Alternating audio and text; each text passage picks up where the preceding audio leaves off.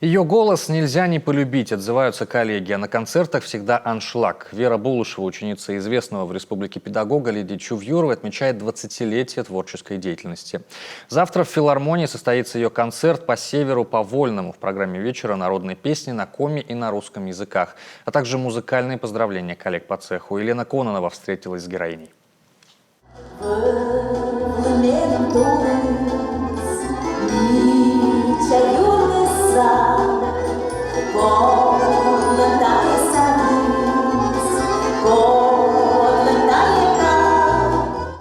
Добрая, но с характером, неугомонная, но только потому, что готова отстаивать свою позицию на сцене, говорят коллеги, а еще постоянно в поиске и другим покоя не дает.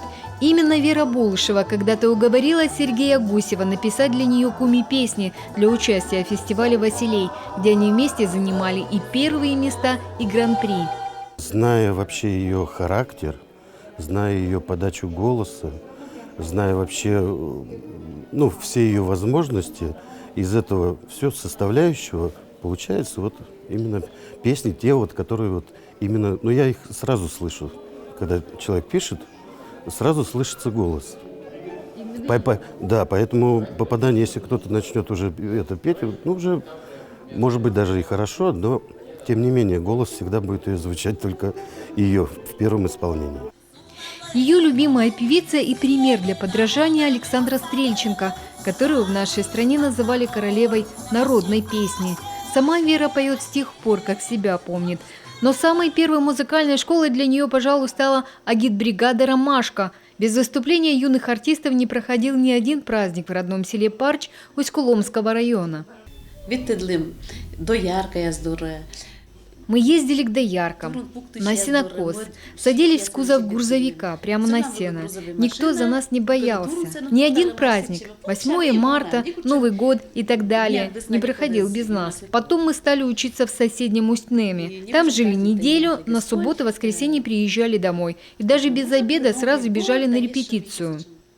После школы училища искусств. Здесь сольному мастерству девушку учила сама Лидия Чувьюрова, известный коми-музыкант. Об именитом педагоге Булышева вспоминает с особой теплотой.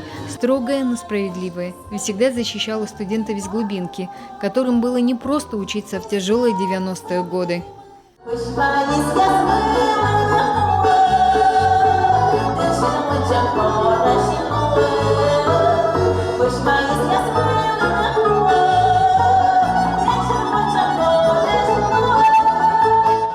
Окончив училище, какое-то время опыта набиралась в театре фольклора, когда в один прекрасный день ее с другими артистами вызвали в Министерство культуры и сказали, что их талант надо развивать дальше.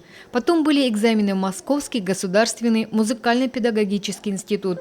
Сама солистка уже не помнит, что исполняла, но художественный руководитель коми-филармонии Валерий Волохов, который сопровождал ее, переживая, подсматривал в этот момент через щелочку в двери. Когда увидел, что Вера перед комиссией стоит, подбоченившись, понял – все в порядке. После учебы в Москве Булышева вернулась на родину, хотя ей предлагали там остаться. Так началась ее творческая карьера в Республиканской филармонии. Девушка из глубинки быстро завоевала любовь публики. Зрители, которые сидят в зале, они, когда поступает Вера, они чувствуют эту песню. Она и по коми, и на русском языке, и на коми-языке. Она передает вот то, что композитор написал, те чувства, она передает зрителю. Зрителю очень нравятся ее песни и произведения. Вера Булышева за 20 лет объехала всю республику. И где бы ни была, везде солистку филармонии принимают с особой теплотой. В ее творческом багаже немало проектов и программ с другими известными артистами и коллективами республики. Несмотря на свою загруженность, она еще успевает преподавать. Уже 6 лет ведет вокальную детскую группу. Свое мастерство и любовь к народным песням передает молодому поколению. Елена Кононова, Олег Костромин, телеканал Юрган.